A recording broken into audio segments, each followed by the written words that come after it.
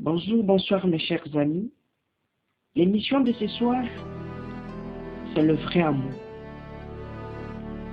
C'est une histoire entre Nicolas et Julie.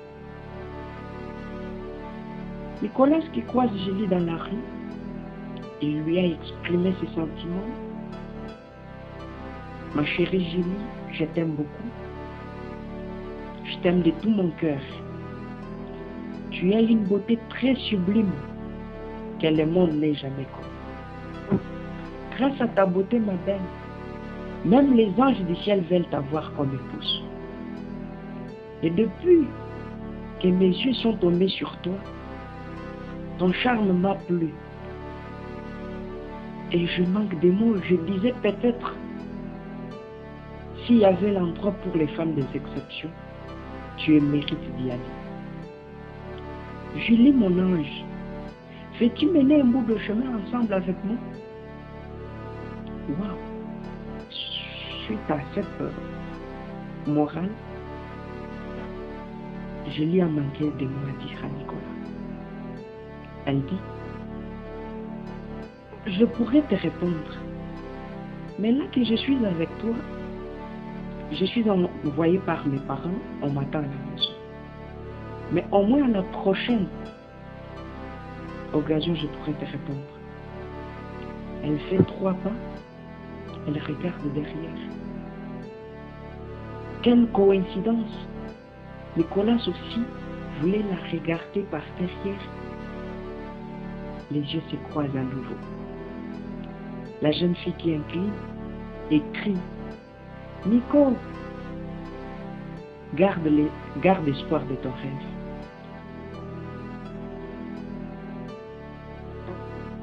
Après quelques jours, Nicolas a croisé Julie, répondant comme c'était prévu. La jeune fille Julie a repris toujours ses aventures. Je vais te répondre. Chaque fois qu'on s'est croisés, elle répondait toujours la même chose.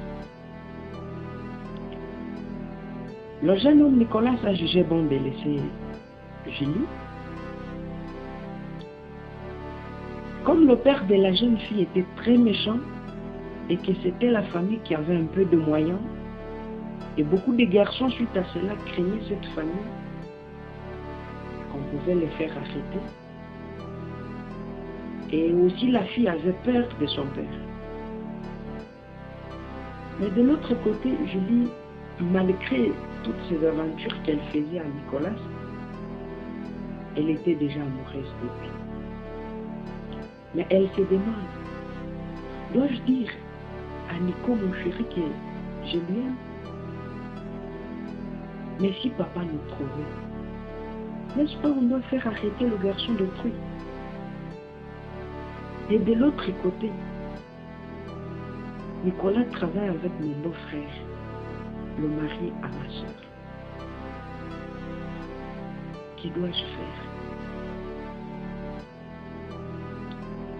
Après quelques jours, Nicolas a déjà laissé tomber la situation, comme la fille faisait que 2 aventures. Mais en elle, elle avait déjà aimé.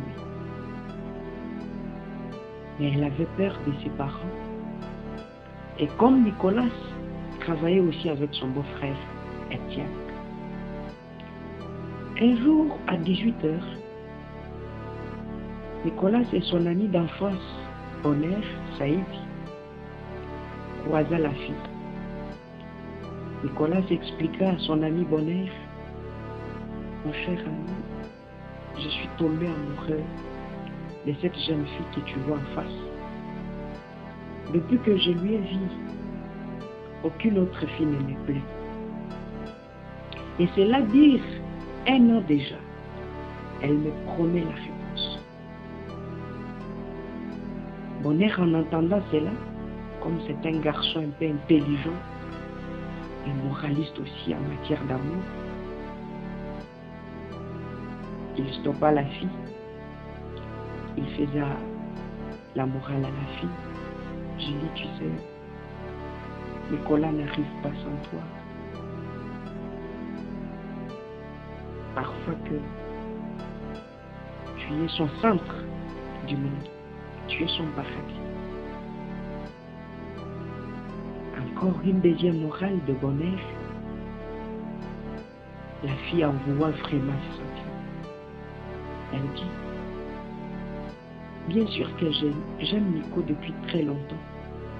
Depuis que Nico m'avait annoncé cette situation, je suis tombée amoureuse de lui. Mais vous deviez savoir, mon père est très méchant. Je ne veux pas que ces jeunes garçons méritent la passion. Vous voyez que je suis en train d'étudier. Vous savez, les garçons peuvent seulement adoucir la jeune fille. Bonheur par là, Nicolas par là. Non, tu vois, ça sera discret. Notre relation, ça serait un peu de cache-cache, tout ça. La fille tomba vraiment amoureuse de Nicolas. Il s'embrassa, presse d'amour. Il se baisa, presse d'amour. Et partit chez elle. Ça, c'est la première partie. Comme la jeune fille est déjà tombée amoureuse de Nicolas, la seconde partie reviendra. Je salue mon technicien, mon pro, Jean Palmer. Je salue Bonheur Kabissa et en passant, et tout le reste.